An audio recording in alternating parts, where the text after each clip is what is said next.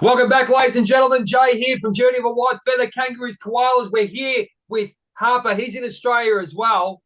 And we had a great chat about his life. He was talking about people pleasing, how he grew up being misunderstood, misdiagnosed with all the medical conditions, and then it brought into his adulthood. Have heard that before, probably running through in my life as well. We're talking about support networks. Now, we're talking about the great DM. Will talk about the stuff that happens, the issues that you have within relationship. You get where I'm going, watching my words, because AI doesn't like me saying certain things. I'll tell you straight up, and stuff that for a joke. All right, Aussie. It's like when I do Aussie affirmations. But we're talking about people controlling people to a point of losing their support networks. Now, I've realized myself that from the upbringing that I had, that I basically, gave everything. Oh, yeah, you can have me soul, you can have everything, mate. You're going to give me, you've given me some type of love for 5 minutes. You can have my whole life. Support networks. Yeah. Tell me about support networks. This is Harper. Sorry, guys, I'm getting off track. This is Harper. He's fantastic. He's got 2 books. He's going to tell us about how he lost his support networks, and a lot of you out there will understand. Thanks again. Part 2, Harper. Look, really excited to have you on the board. So I'll explain the experience I had, because I think it sums up how I lost the support networks, because it manifested in a visual. So I've already spoken that I had OCD and I used to get hallucinations, those sort of things. Yep. And once they actually figured out I had OCD and I was on the right medication, my brain slowed down. I was able to make better decisions, and function in society as a human. Cool. Was put on the wrong medication a number of times. So I was in my early 30s by the time I sort of found out that I actually had OCD and it wasn't all of these other things. Yeah. And just to let you know, my great-grandmother, so my dad's grandmother, she spent 60 years in a mental institution. Wow. I still don't know what she actually had. The records were supposed to be released in 2019, but they've changed the laws, so I can't actually find out what she had. Okay. But anyway, I'm assuming she may have had the same thing. Okay. But thankfully, we've got medication, which helped, and I'm on so much less than what I used to be on because I've removed a lot of the trauma from my life. But anyway, if I ever say long story short, it's still going to be the long story. That's what we're here for, mate. We're here to talk, mate. We've got a while, so go for it, mate. Exactly. This is how my one book ended up turning into two books, because I have a lot of words that I want to get out. So after I left my ex-wife, as I said, I absolutely loved her, and I was like, I know for my own sake, if I want to stay alive, I have to leave her. There was no other option at this point. Okay. So I gave her just over a year. And I said to myself, if she is nice to me for one day in this 12-month period, I'll stay. Jeez, that's huge. That's huge, mate.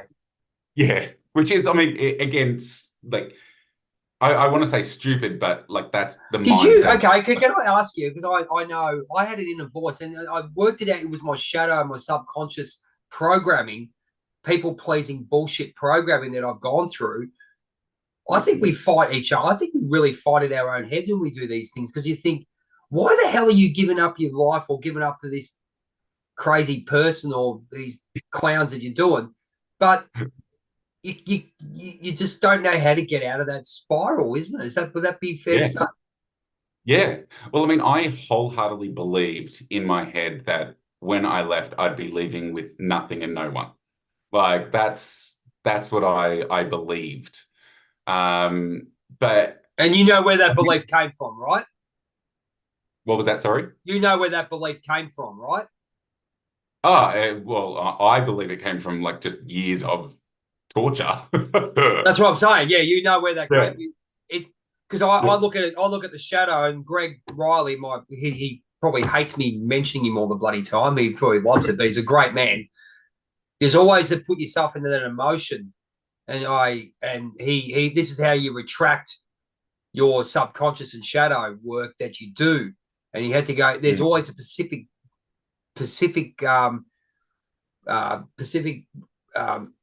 was it the event that happened to give you that, and then you might progress into so many. Have you done that? Have you done that work before?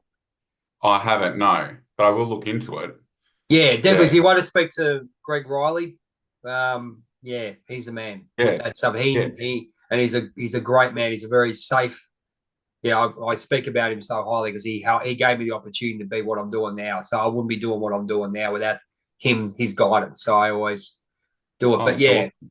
yeah. So anyway, sorry to cut you off about that, but it's just, no, that's all right. I really enjoy connecting with people on this level. So you got that. So you had that people pleasing one time in 12 months. I'll go back to One time in 12 months. Tell us a little bit about that. Tell us what was going through your head there, Harper. Yeah. So I thought, okay, well, if she shows that she's a good person, or that that she loved me, because I as I said, I'd become a Christian when I was younger, and when I got married, my ex-wife also became a Christian, like she wasn't beforehand. Yep. Then we left the church because she decided that she didn't like certain people at the church and those sort of things. But I've heard that. I realized now that also was part of her thing. She infiltrated every part of my life to actually pull it away. Wow. So she became very close with anything and anyone that I was close to actually take it away. Like to sabotage it, or just really rip it out. Yeah, okay, cool. Yeah. And I mean, obviously she had her own issues of why she was doing that, but that's what. But this is the thing. Okay, I ask you this question. Even though we've got people who we know ourselves, we've all got issues and all those kind of things. Yeah. Do you think it doesn't give people the right to treat people the way they treat them? They should be realizing that. I mean, this is our pat on the he had with this happen to, or she had this happen. Please excuse them. But isn't there a boundary of how you treat people, mate? Absolutely. And see, and you 100% spot on. So you give people leeway because of those experiences, but at the same time, you can't be their doormat. Yeah. You can go, oh, I understand why they're doing this, but I'm not going to be treated this way. And that's where boundaries come. That's this where is boundaries not the come way in, I want to be treated. And this is where boundaries come in. I think that, and I guess subconsciously they stop your mind stops you because you've already been programmed that way to get to that event or that fear that you've had, and you don't want to go that way. But the boundary is to actually get through that forbidden door and go, stuff you, mate. You're going to play the victim card on me, but we're not being cruel. Let's cut the bullshit, mate. You're being a bloody dickhead. You know what I mean? Let's go. You got to help yourself. True. Exactly. Keep it going. And so I made the decision that that's what I was going to do. And in that 12 months, I'm like, okay, I need to try and see if I've got some support network left. Yep. So I reached out to a cousin my cousin and I were like best friends for like almost our entire lives. And she was cut off as well. Okay. And I hadn't spoken to her for years. My sisters were cut off, my parents, the only friends I had left were the husbands of the wives that my ex-wife was friends with. God, I know. Oh, mate. I know that. And so I'm like, okay, wow. I reconnected with my cousin, and she's like, what the fuck is going on? She's like, I'm not allowing this to happen anymore. Like we met up after like 7 years. We met up and she's like, I'm not allowing this to happen anymore. She's like, we're going to catch up regularly. So I'm like, okay, that's good. I still didn't tell her that that's what I was doing, like that I was planning on leaving my ex. But I'm like, yeah, I definitely need this. So she was the first one that I brought back in. And then one of my sisters, which was probably the less objectionable sister to my ex, I brought her back in a couple of months before I left. Yep. And it finally got to the day, and I packed my suitcase and I said to my ex, I'm like, I'm leaving. And of course, threw on the tears, like, don't. What are you doing? I can't live without you, blah, blah, blah. And I'm like, no, I need to go. I need to go. I left. I went to my parents' house, and that night, the five husbands of wives came around. Oh, of course Uh, they did. yeah, Because to because the victim went and go, oh my God, he's lived there, blah, blah, blah, blah. yes. And then I explained what was going on, and I said, this is what's happening. I mean, obviously they saw some of it, but a lot was behind closed doors, so they didn't see Yeah. the other part of it. Yep. And then one of the husbands stayed behind after the others left, and he's like, "You're right, we don't have to deal with this." And so then 2 weeks later, he left his wife, and then 3 months Wow. later, the other guy has left his wife. Because he's like, we don't have to deal with these women controlling every single aspect of our lives and making us feel like shit and unworthy. So, like, my ex had finally found a couple of women that treated their husbands the same, so it was all okay. This is what And I'm saying. This is what's going on, mate. We're talking about, they have the men and the men. This is why I got you on this men and women thing. The women go getting away with stuff. It's not about, it is about that, to be aware that it's happening to men and women, mate. This is what's happening. yeah, The control and the bullshit going on, the control, and whether yeah, it's over, whatever's going through anyone's head. They say it's all about blokes, but mate, mainly these days we can see that why men are retreating from bloody relationships, because they're scared that it's one way with the women, and women said, "Oh, yeah, they're scared of commitment." Mate, they're not scared of commitment. They're not. It's as a human being, rather it's a relationship or a friendship. Or what the friggin' heck you want to put yeah, that shit for, mate? You don't need that crap. yeah. Yeah. And you get in trouble for saying, and I say trouble deliberately, you get in trouble for saying that on a public forum. I steered clear, like in my TikToks for a long time, of mentioning anything about my ex-wife, because as soon as I mention It's that a domestic lady. violence does Yeah. go both ways, like, and it's not a gendered issue, like, people in general can just be horrible people. Like, that's not gendered. Like, yes, the methods are different. Like, the methods are At the definitely end of the different. day, mate, assault is assault compared to a person. Doesn't really matter, mate. And I've Yeah, always had the opinion of people like yourself having this voice. This is why I do what I do. And ladies out there, if you've got some issues, so I know people have got it. And mm, I'll tell you straight up, these people aren't being heard because there's people out there who are shutting them down. Whether it be yeah, men, women, political, all that, they're getting shut down because yeah, they need to be bloody well heard. yeah, Men and women absolutely. as a human race, and I always say this, as a human Yeah, race, we're individuals. Yes, yeah, okay, fair. You're projecting. It's mainly, it might be a male dominated thing, mate. You're forgetting about the other stuff, man. There's this just like, if we treat each other as humans and look at it as yeah, individual cases and not just exactly. women versus men or men versus Yeah, women.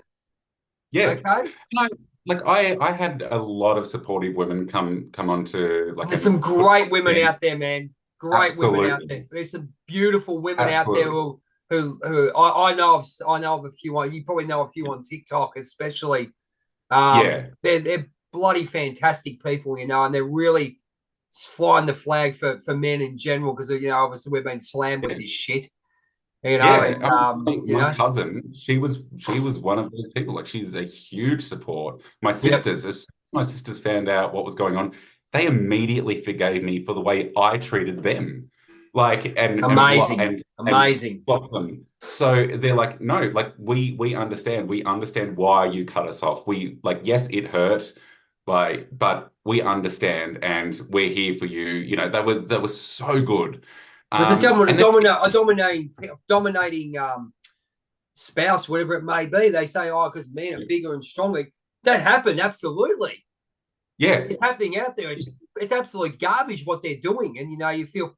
But then It you've got is. this day and age, because of the protection that we won't go into what the court system thinks of, Yeah. marriage breakups. But anyway, Yeah. they dismiss this. They dismiss this stuff. It's, if you look at it as a human race, my friend, as we're talking, Yeah. human race, like men and women, human Yeah. race. and I must admit, like this is going to sound weird. Not Um, really, and nothing's weird, I mate. think it's why I kind of feel lucky that I have been married to a man and a woman, and they were both abusive. Because I Yep. can go, oh, no. I'm not saying one's worse than the other. I'm saying like people can be abusive no matter what. And like If you understood that everyone's got a journey and what they're yeah, doing, if I understand, take the next thing spiritually, mm, and not degrading what. But if you look at the individual aspect of what's happening in the relationship of men, women, whatever it may be, a soul yeah, is a soul, yep, and absolutely, mental capacity, depriving of sex and all these kind of things, not understanding yep. what's going on within them, Oh and yeah, that and their own, as I said, I've heard of women being deprived of money and all this kind of stuff, and then do it. It's just, I just oh don't. I just don't. I get it because spiritually, and you do that as a people pleaser in some ways, because you yeah, do that for whatever reason you've gone through your journey, and that's the way your head's programmed. But then when yeah. you wake up like we have, mate. Sorry to cut you off there, man. It's just Yeah. you talk a lot of sense, man. It's No. great to have you here. So great to have you here. Yeah. I've literally had all of those scenarios. My when it, I mean with the financial, the sexual, the physical, the emotional, like all of those from both my partners. The financial from both, but and people were like, because the last thing that my ex-husband did when he got violent was he took all of my savings. He didn't work. He took all of my savings out of Of my course, he account and didn't. transferred it to his. And people would say, and obviously I couldn't get that back. It was $186,000. And Wow. and then I spent more money last year on lawyers than I earned to try and get through it. Well, mate, Uh, credit to you for being here and coming on this show, man. I mean, let's get and writing two books, mate. You know motivationally as I do, and mate, absolutely, mate. Hats off to you. yeah. But I mean, look, to me, money has never been my motivator. Like, yes, it's set me back a It's a long necessity. way. It's a necessity, but not a Yeah. something that you got to go. Oh my god! And we know people. We know what people like. Money. I always say, Yeah. money, give them power, and see the person change. Yeah, absolutely. And that's yeah, and both my exes did that. So I wasn't allowed to have access to my bank accounts with my ex-wife. I got a debit card that I was given an allowance on. Mind you, I did earn the money as well. Because I'm good at my job. Like in corporate life. I've now left corporate. But in corporate life I was very good at what I did. Yep. Um, and earned really good money. Yep. Um, and I left her with almost nothing, built it back up over a number of years, and then literally was left with $2.94. Wow. And I couldn't get any of that back, which again, like, yes, it's annoying, but it's also it is what it is. What a lesson, mate. What a lesson to learn. I mean, the It had universe. to happen. Yeah, the unit. What we wouldn't be talking today. We've been told, like as I said, I've made a crap load of mistakes myself, like exactly the same sort of thing, Mm, and not mm, knowing. But then I understood why I was doing that at the time, yeah. and the valuable information for where I'm going now is fantastic. So we've gone through that at the time. Now you've divorced. Was it the husband first? You've divorced him second, yeah. Uh, Him second, yeah. Yep. Okay. Yeah. Where are you? Where are you? Where are you? Right. Where were you at that time? And what made you get up off your backside and do so? I know I can see you're a doer anyway. So I mean, So, with my ex-husband, again, it was giving that leeway and then starting to see the same signs, the same things that I'd learned from my ex-wife. And I started going, oh, here's a pattern. And realizing that it was, and going back to my story before, like again, more about me and what I was allowing, yep. uh, was like I was allowing that entitlement. I was allowing that like complete access to my money. Um, No And boundaries. No boundaries whatsoever, right? And you didn't know how to enforce them. I can say that. The same thing. what was that? Sorry? The boundaries. You didn't know you weren't taught what boundaries really were, how to enforce them, Yeah. except, oh, you're doing the wrong thing, but I don't know how to say it to you. I went through that for decades, mate. Yeah, yeah. It was such an eye opener. And then I think the one of the last straws for me is when I said like no, like I mean I'd been saying it for a while that I mean he was spending more than what I was earning, and I was, as I said, I was earning really good money. Like, and that's not a brag, like because I have nothing now. But that like I No, was that's what earning. it is, mate. It's the fact of life. Let's just go. Let's go with the facts of life instead of trying to water down bloody facts for people. Go, oh, get over it. Hey, Yeah, ladies and gentlemen, these are the facts. Let's go with it. yeah, exactly. And like I had to sell two investment properties to keep money coming in because he was spending so much more than what I was earning. And like, and granted, yes, I still let it go on for too long. Yep. But I I end up essentially cutting him off and going like, no, like I'm going to give you cash. I'm going to give you $1,500 a fortnight, and that's it. Like It's a very that's all. generous. It's very generous. Well, yeah, and like, and that was just spending money. Like I was paying all the bills, like I was paying Of course you were. everything. But Of course you were. just Oh no, yeah. I get it. And he cracked it, and he kept on wanting more access and more access, and so I was like, no, I'm not putting any more money in this. And then stupidly, I don't know how it like.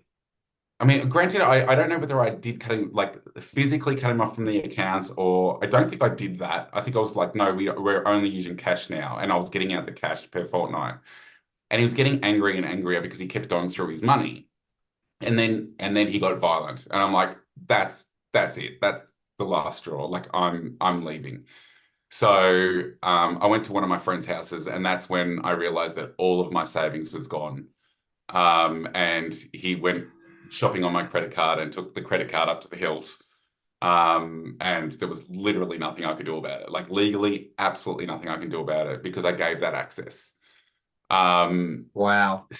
Similar sort of thing with my ex-wife, and again sort of going back, this is what I do. I go on tangents and then I'm like, oh, back over here. All yours, mate. That's what we're here. Go for it. Yeah. Well, you can see there's a pat. I can see the question I'm coming out with this after this. After you go through it, Yeah. go for it. Yeah.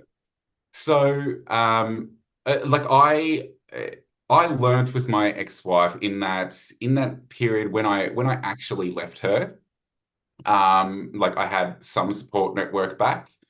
I went to my parents. My parents, as I said, were traveling Australia. They weren't supposed to be home for months. So I'm like, great, I can just stay there, be okay. They come back almost straight away. And then it was literally only a couple of weeks later where I was trying to get my house ready to sell that my ex-wife moved her new boyfriend in.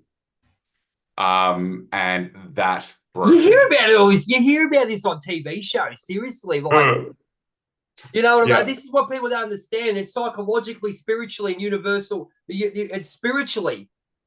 yeah, But this is the thing. We allow it to happen. This is where I was yeah, going with. We all allow with where we are. We allow it to happen until we get to a point where, yeah, with myself, I turned everything around, and I yeah, turned the lessons onto me after I had my awakening, first part of my awakening process. So I get it, and you yeah. have that. And I don't know. Did you have after you did you have a like any type of breakdowns or anything, or Yeah, so a that's type form of recluse or anything like that, or yes, so that's the story I'm getting to. A long time, but I will get no? there. That's all So right. No, you're right. yeah, so her doing that, like as I said, that broke me. It broke me mentally, physically, spiritually, like absolutely broke me. I There is a number of weeks that I don't remember at all. So the doctors, like I was put into the care of my parents. Like even though I was staying with my parents, I was like like I'd moved out. Like I'd organized a rental in the city, and I had to go back and stay with my parents. And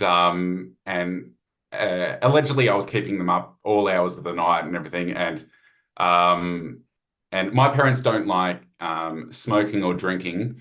Never allowed that. But they were letting me drink and smoke in their garage. Wow. and, Okay. and going out and buying me alcohol and cigarettes because it's like all I wanted was to sit, drink, and smoke. And they're we just need to make him okay. So let him do that. And going down to the shop and buying alcohol, which they'd never done because they don't do it. Which I commend them for that. I mean, again, probably not great that they're like. But you have a look at it logically, they didn't know what else to do. It's what people have to understand. They go, if you look at journeys, and look, I'm still accepting of some people's journeys because of I think they know more than what they give off to. But that's just my opinion. But what's the first thing they did? You go, you want that? Their parents, they go, the first thing is to look after our son, and if that's going to keep them alive, so be it. And that's what they were thinking. Like So they were be like, it. oh, as long as he's sitting in our garage, drinking and smoking, out of his mind, not knowing what's going on, we know he's there. We know he's safe. And all of it, like they were taking in shifts and like sitting with me. And Wow. the night that I snapped out of it, I remember very, very clearly. Tell us about that. So I was lying in bed and like at my parents' house, and apparently like I was not sleeping very much at all. And like mum had said, like just try to go to sleep, try to go to sleep. Went in there, and I remember laying in there, and then like obviously all the thoughts is going through my head, going, well, what happened? What happened? Like where did I go wrong? And one of the things that I've done in my life and my career, I'm very good at data and pattern recognition and those sort of things. Clearly not in my own personal life, but anyway. And then so there was always this there was this deer that was standing beside my bed. Like I remember bits and pieces, snippets of those couple of weeks that I was out of it. There was this deer that was constantly there, and this old man that was sitting in the corner. Like constantly, like always there. I do remember a snippet of going up to mum and dad's room in the middle of the night going, like, I just can't sleep with the deer and the old man just constantly watching me, which is why I would go out and sit in the garage and drink. Okay, we've got 10 minutes on this. Yeah. I've got 10 minutes to go on part 2. Yeah. Keep going. Okay, It's all good. all right. No, So keep going. Don't just keep going. We're doing part 3. Yeah. The old man's there, the deer's there, and I'm just like, okay, I'm just gonna have to try and fall asleep with the deer and the old man there. And next thing I saw a graph in front of my face, like physically saw this graph, and on the one axis was severity, and on the other axis it was time. And then all of these snippets from my life with my ex-wife, like literally like photos, started dropping into place. Like hundreds of them started just dropping into. And then on 00, there was something that happened on our honeymoon. And I pinpointed the very first time that I allowed my boundaries to be crossed. And there's exactly what I'm talking about before. Yes. And I was able to literally see it in front of my face, like hundreds of scenarios of how bad the abuse was and when it happened. There you go. This is what the regret, some sort of regression they put you through, and you get to a point where, hang on, how do I stop this? Now you got to go back and come to terms where it started and fix it. Yep. Make a conscious choice. That snapped me out of whatever was going on in the brokenness in my brain. I went up to my parents' room, and I said, I've just figured it out. I was so like I cannot explain the relief that I had that I had figured out that it wasn't a flaw in me. Like that, I mean, yes, I allowed it all to happen, but like it was this, as I said, death by 1,000 cuts. It was constantly the abuser constantly testing the waters of how bad they could be and how much I would put up with. And it got worse and worse and worse and worse over time, to the point where I wasn't allowed to speak unless I was spoken to.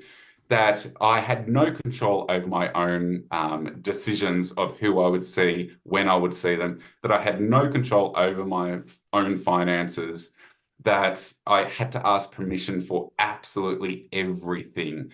Like to literally go down the shop and buy a Mars bar, I had to ask permission to do that. Like how it got to that point wasn't just like meet one day and then suddenly that person is dictating every single aspect of your life. It's meet and then slowly start like training you and like seeing your vulnerabilities, seeing that like there's no boundaries and going, well, how far can I push this? Not even And how getting far. I'm going to get to a point where I've actually got a chain around your neck. You're going to be led around. Yep. And there's a lot of people out there, Harper, that are going through that, and they're locked in Yep. because there's obviously children involved, Yeah. and I guess it's a case of actually what we're doing now is finding our purpose as well. But we have to go through the lesson. I mean, if you went back to that Yep. time then, you wouldn't be where you are now. And so it's really Exactly. it's a really weird concept, the way that we're put onto this earth, and we've got our I say we've got choose your own adventure in some ways, Yeah. where depending on how quickly you learn your lesson, you move up Yeah. the path. But then there's you could be doing that, but then on the other hand, you're supposed to go through that to make you a stronger person. Not sure either of how it all works, but depending on if you're on that spiritual path. But yeah, man, Yeah. I'll tell you, yeah. So once you found that out, Yeah. and and So that's what did you do after that? That next day, what did you do, yeah. or the next few weeks? What did you do? Yeah. That's when I tried to find a trauma therapist. That's actually when I was Good, like, I need to excellent. figure out Yep. why I've allowed this to happen. And I knew it was from my previous trauma. Like, and I knew I'd gone through trauma, but I knew that it was from before I got married, that I like, this is why I was the way I was. Yep. And I needed to go, okay, well, how far back do we go?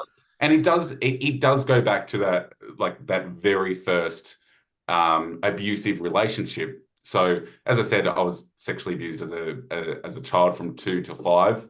Yep. By my next door neighbor, who happened to also be my dad's cousin. And Wow.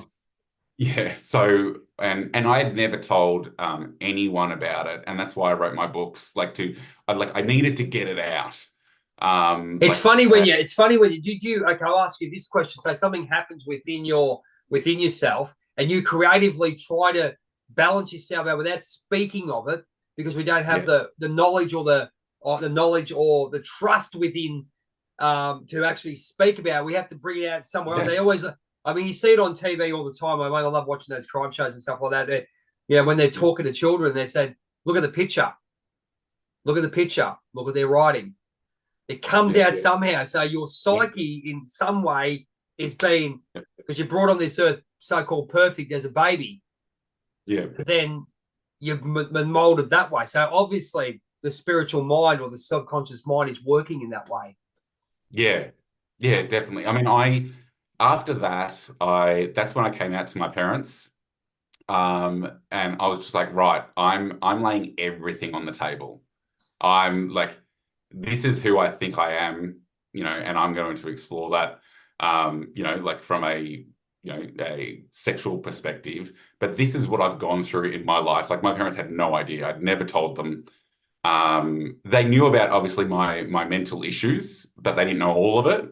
Yep. And I'm like, I'm not hiding anything anymore. Like I need to open myself up to go, okay, I'm at least going to tell some people so I'm not holding it all in myself.